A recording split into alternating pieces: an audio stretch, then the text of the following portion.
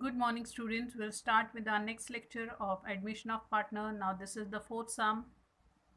Today I have taken unsolved sum. Now this is an unsolved sum from your textbook which I am going to solve. So first before starting the sum we'll read the sum. देखते हैं क्या दिया है, फिर उसके हिसाब से हम सम सॉल्व करना स्टार्ट करते हैं. Now what is given here? Almendu and Samir. The partner name is given. Share profit and losses in the ratio 3:2. ये profit sharing ratio दिया है हमें, old profit sharing ratio. Their balance sheet as on 31st March 2017 was as under. अब पहले हम balance sheet की तरफ ही चलते हैं.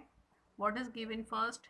Cash, debtors, land and building, stock, plant and machinery, furniture and fixtures. आपको लास्ट सम में भी मैंने बताया था, if you are preparing bank account transfer the balance to the debit side of bank account. अगर आप नहीं प्रिपेयर कर रहे हो तो जैसे मैं सम सॉल्व करने वाली हूँ आप वैसे कर सकते हो. Okay, totally depends on you. तो पहले हम बैलेंस शीट की तरफ चलते हैं क्योंकि बैलेंस शीट में ही ट्रांसफ़र करना है. So will right I am writing cash here only. I am not preparing the separate account. मैं यहीं पर कैश लिखने वाली हूँ तो मैं यहाँ पर लिखूँगी cash at bank and the balance I will put in the bracket 12,000. Okay, उसके बाद में है debtors and debtors. We have an adjustment, so I will write the amount in inner column. I have not prepared the inner column, इसलिए मैं अंदर लिख रही हूँ. I will leave one line and then write land and building. Land and building also we have an adjustment, so I will write here 50,000. उसके नीचे मैं एक लाइन छोड़ूंगी और फिर लिखूंगी स्टॉक. स्टॉक का भी एडजस्टमेंट है तो उसका अमाउंट भी हम अंदर लिख के रखेंगे. Then again I will leave a line and write plant and machinery, and then I am going to write the amount of plant and machinery also in first column because we have an adjustment. I will leave one line and the last one I will write furniture and fixture.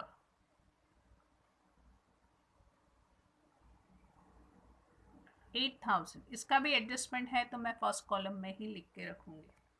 अगर आप ध्यान से देखोगे question को तो हमने हमारे asset side की पोस्टिंग कर दी. आपको कुछ नहीं करना है, यहाँ से उठाना है और new balance sheet asset side में लिखना है. सिर्फ ध्यान रखना है जिस एसेट के लिए एडजस्टमेंट है वो एसेट आप फर्स्ट कॉलम में अमाउंट लिखोगे. If you don't have any adjustment you can write directly the amount in second column. Towards the liability we have first creditors, new balance sheet liability side.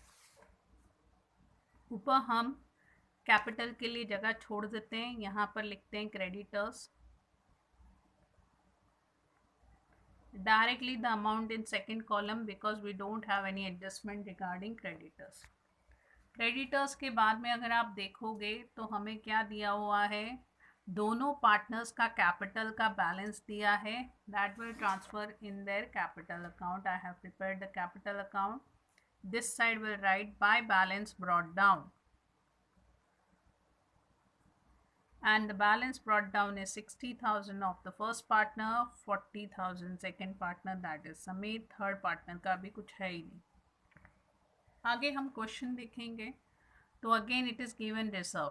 आपको last lecture में भी मैंने explain किया था, when the new partner is taking admission जो भी पुराना होता है वो ओल्ड पार्टनर्स में डिस्ट्रीब्यूट हो जाता है in their old profit sharing ratio. So will distribute in their profit capital account general reserve. Old ratio है उनकी 3:2, उसी रेशियो में हम डिस्ट्रीब्यूट करेंगे. So the first one will get 12,000, second one will get 8,000, third one nothing. इसी के साथ में हमने अपनी बैलेंस शीट की सारी पोस्टिंग, अगर आप ध्यान से देखोगे हमने बैलेंस शीट की पोस्टिंग कर दी है. बैलेंस शीट की कैपिटल और रिजर्व को छोड़ के बाकी maximum posting goes to our new balance sheet liabilities and asset side. और अगर आप जर्नल एंट्रीज कर रहे हो balance sheet never has a journal entries. Okay, journal entries कहाँ करनी वो मैं आपको समझा दूंगी. अब एडजस्टमेंट की तरफ चलते हैं. What is given here? On 1st April 2017, they admit Paresh into partnership. The terms being that, first one, he shall pay 16,000 as the share of goodwill. 50% of the amount shall be withdrawn by the old partner. कितना goodwill लेके आ रहा है new partner? 16,000. उसमें से आधा तुरंत withdraw कर लिया है हमने. जो सम सॉल्व किया था, सॉल्व सम, वो कल ऐसा ही था. इसका भी इफेक्ट वैसे ही जाएगा. पहले हम जो पार्टनर 16,000 गुडविल लेके आ रहा है उसके इफेक्ट देते हैं. It will come goodwill account. How much is bringing 16,000? That you are supposed to distribute in the old ratio, that is 3:2. So first one 9,600, 6,400. इसका सेकेंड इफेक्ट आएगा गुडविल अकाउंट में. Okay. उसके अलावा 16,000 he is bringing in cash, so will add here also. यानी कि cash account में भी लिखना है आपको. Okay. Now half of the goodwill was withdrawn by the partners. उसका इफेक्ट आएगा हमारे क्रेडिट में टू बैंक अकाउंट. 16,000 का हाफ होगा 8,000, यानी कि first one two 4,800, second one 3,200. इसका सेकेंड इफेक्ट जाएगा हमारे यहाँ पर कैश अकाउंट. अगर आप कैश अकाउंट प्रिपेयर कर रहे हो तो उसके क्रेडिट में लिखना है. Half means it will come 8,000 minus 8,000 goodwill withdrawn by the partners. तो हमारा पहला एडजस्टमेंट हमने कर लिया. दूसरे की तरफ चलते हैं. He shall have to bring 20,000 as capital. Capital कितना लेके आ रहा है? 20,000 for 1/4 share in the future profit. तो ये कैपिटल की एंट्री भी हम कर लेते हैं. First entry will do in partners capital account. By bank account 20,000. अगर आप कैश अकाउंट प्रिपेयर कर रहे हो तो उसके डेबिट में लिखना है, नहीं तो यहाँ पर आप ऐड कर सकते हो जैसे मैं ऐड कर रही हूँ. ओके. आप यहाँ पर ऐड कर सकते हो जैसे मैं ऐड कर रही हूँ. टोटल हो गया 40.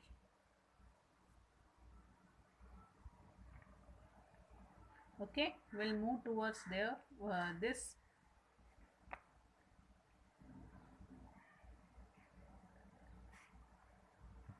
अब third adjustment. what is given in the third adjustment? For the purpose of Paresh admission, it was agreed that asset should be revalued as followed. First one, पहला एसेट कौन सा रिवैल्यू किया हमने? Land and building. Valued at 60,000. पुरानी balance sheet में अगर आप देखोगे तो 50,000 था. वी आर डूइंग एप्रिसिएशन, तो हम यहाँ पर land and building add appreciation. कितना एप्रिसिएट किया तो 60,000 हो जाएगा. when you add 10,000 it will become automatically 60,000. ये 10,000 हमारा प्रॉफिट है and this is our nominal account, therefore we are supposed to write on credit side. buy land and building. दोनों effect समझ में आए? ये ध्यान में रखना है, ये नॉमिनल अकाउंट है. यहाँ पर हमने क्यों लिखा? क्योंकि ये हमारा प्रॉफिट है. और नॉमिनल अकाउंट का रूल क्या है? Debit all expenses and losses, credit all income and gains. This is my gain, so I have written here. Second effect तो आपको पता ही है, एप्रिसिएशन ऐड करते हैं, डेप्रिसिएशन हमको लेस करना होता है. Now the second adjustment. Plant and machinery valued at 16,000. पुरानी बैलेंस शीट में प्लांट एंड मशीनरी की वैल्यू देखेंगे तो 20 था. 20 से 16 कर रहे हैं, यानी कि हम क्या कर रहे हैं? डेप्रीसिएट कर रहे हैं. less depreciation. We are supposed to make it 16,000. यानी कि हमें कितना लेस करना पड़ेगा? 4,000 यहाँ से लेस करेंगे, ऑटोमेटिकली हमारा 16,000 आंसर आएगा. ये 4,000 हमारा लॉस है. So second effect will go in revaluation account debit side to plant and machinery. 4,000. Hope so यहाँ तक आपको समझ में आया होगा. जर्नल एंट्री में एंड में एक्सप्लेन करती हूँ, टेंशन मत लो. What is given next? Stock. Valued at 20,000। अब स्टॉक की पुरानी में देखेंगे तो 16,000 था, 16 से 20 कर रहे हैं, यानी कि हम फिर से उसको इंक्रीज कर रहे हैं, एप्रिसिएट कर रहे हैं, plus appreciation in this also, we are increasing it. How much we are supposed to increase? 20,000, यानी कि 4,000 हम यहाँ पर बढ़ा रहे हैं इसको. When you are increasing it, this is my profit. As it is my profit, second effect will go in revaluation account credit side. Buy stock. How much we have increased? 4,000. Okay. अब आगे दिया है furniture and fixture at 4. Furniture and fixture अगर पुरानी balance sheet में देखेंगे तो it was 8 से हम 4 कर रहे हैं, यानी कि हम क्या कर रहे हैं, we are reducing it. So here it is furniture and fixture less depreciation. आपको 4,000 करना है, यानी कि आप रिड्यूस कितना करोगे, 4. So this is my loss. As it is my loss, it will go in revaluation account debit side. To furniture and fixtures, 4,000. एक last adjustment बचा हुआ है. क्या है last adjustment? A provision of 5% on debtors would be made as RDD create करने के लिए हमें बोला गया है. So this is my last adjustment. Less RDD at the rate of 5% on 24,000, it will come 1,200. अब ये मेरा प्रॉफिट तो हुआ नहीं, ये मेरा नुकसान है. As it is my loss, I am supposed to write on debit side. To RDD 1,200. Next क्या काम है मेरा? नेक्स्ट काम है मुझे अकाउंट क्लोज करना है. So here it is just 9,200, here I have 14,000. तो जिस साइड का टोटल ज़्यादा है वही टोटल हम दूसरे साइड में लिखेंगे.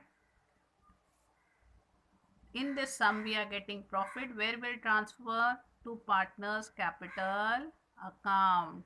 And to whom it should be given? To the old partner, that is Emlendu and Sameer, in the ratio 3:2.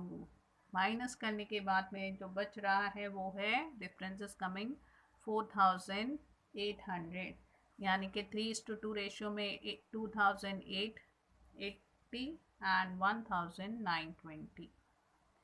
Second effect, partners capital account credit side by revaluation account.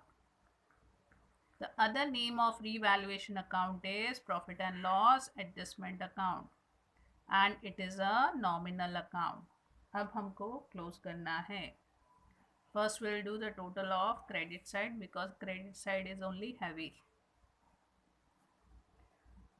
पहले partner का total आ रहा है 84,480, 56,320 and here 20,000. Same will write here 56,320 and 20,000. Minus करने के बाद में जो बच गया वो है हमारा balance carried down, where we are suppose to carry in our balance sheet. इसमें से 4,800 माइनस करने के बाद में will get 79,680. Here we'll get 56,320 minus 3,200, 53,120, 20,000 पूरा का पूरा आ जाएगा. We'll write this balance in our balance sheet. Capital account, a common heading will give. We'll write the name of 3 partners: Sameer, Paresh. 79,680, 53,120 and 20,000. अब जैसे ही आप इसका टोटल करोगे liability side का, तो total of liability side is coming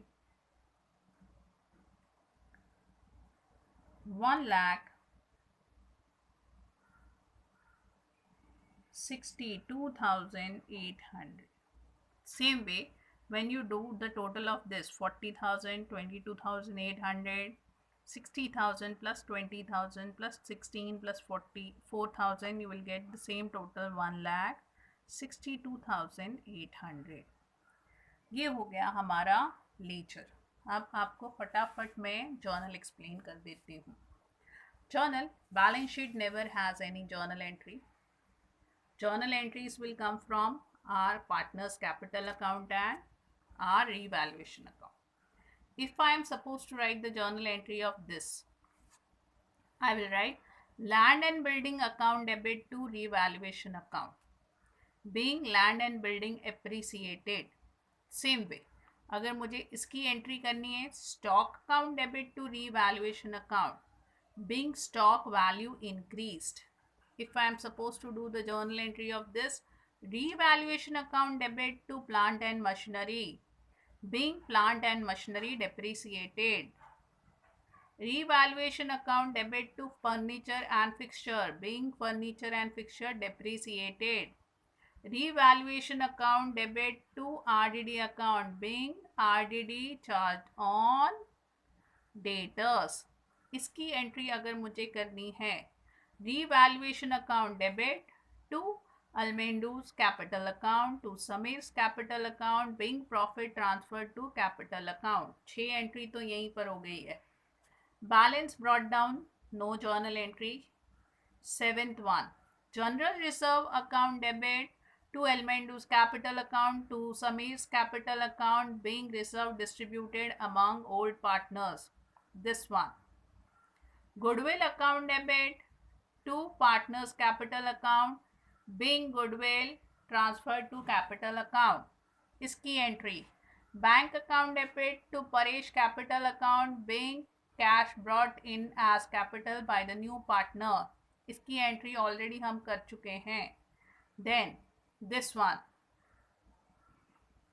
both partners name you should write their account debit to bank account, being half of the goodwill withdrawn by partners from the firm in cash.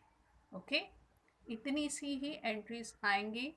Weather they are journal और ledger से ध्यान में रखना है. When you are solving the journal, still you have to prepare this account in rough. आपको rough में ये account prepare करना पड़ेगा क्योंकि ये एक एंट्री करनी है. Otherwise if you don't do this entry your marks will be cut. तो आपको वर्किंग नोट में ये अकाउंट करना पड़ेगा. बाकी आपने नहीं किया तो भी चलेगा, उसके बिना भी आप कर सकते हो. ओके, अब सम में आपको मैंने जर्नल लेजर दोनों एक्सप्लेन किए हैं. What you are suppose to do, go through the sum very thoroughly. अच्छे से लेक्चर देखो, प्रैक्टिस दोनों की करो. जर्नल की भी करो, लेजर की भी करो. Do the practice of journal also and do the practice of ledger also. Watch the sum. एक बार देखने से समझ में नहीं आया होगा तो 2 बार देखो, 3 बार देखो. Just to view the lecture, you don't have to pay anything from your pocket. कुछ पॉकेट से जाने वाला नहीं है लेक्चर व्यू करने के लिए. 2-4 बार व्यू करोगे तो आपको कॉन्सेप्ट और क्लियर हो जाएंगे. कॉन्सेप्ट क्लियर होने के बाद में take your notebook, take your text book. If you don't have text book, you have a PDF of questions. Take that PDF, solve that question on your own. Wherever you have difficulty, you can refer the lecture. वहाँ पर आप lecture में देख सकते हो कि वो difficulty हमने कैसे सॉल्व की है. ये 4th सम है जो मैं आज अपलोड कर रही हूँ. इसके बाद में मैं I will leave 1 or 2 sum. I will do all the unsolved sum. Solve sum मैंने 2 किए हैं. आज ये फर्स्ट अनसॉल्व सम मैं अपलोड रिकॉर्ड करके अपलोड कर रही हूँ. Solve sum maximum 10 are there. I will try to do 8 or 9. 1 या 2 आपके लिए छोड़ दूंगी ताकि आप अपने आप प्रैक्टिस करो. Okay, so go through the lecture very thoroughly, view it nicely. एक बार बार बार मैं बोलती हूँ, एक बार व्यू करने से समझ में नहीं आएगा तो अच्छे से व्यू करो लेक्चर को. उसी दिन, एक दिन में हम एक ही सम कर पाते हैं क्योंकि 20-25 मिनट एक ही सम को लग जाते हैं. तो आप वो सम तुरंत उसी दिन सॉल्व करो अपने नोटबुक में. नोटबुक में जब आप सॉल्व करोगे तो आपको खुद समझ में आएगा आपको कितना समझ में आ रहा है और कितना नहीं आ रहा है. solve that sum on the same date. That date itself you solve it, go through it, और journal ledger दोनों की practice करो. Do the practice of journal also and ledger also, okay? Because we don't know board exam what they are going to ask. They can ask anything. 10 marks के लिए कुछ भी पूछ सकते हैं, journal भी और ledger भी. तो आपको दोनों की practice करनी है. फिर भी अगर आपको doubt है तो when I am taking lecture on Google Meet, you can ask me your doubt. So solve the sum in your notebook. Journal ledger both compulsory doing. Journal और लेजर सब सम का मुझे नोटबुक में दिखाई देना चाहिए. Still you have any doubt, you can ask me when I am taking lecture on Google Meet. Take care, have a nice day.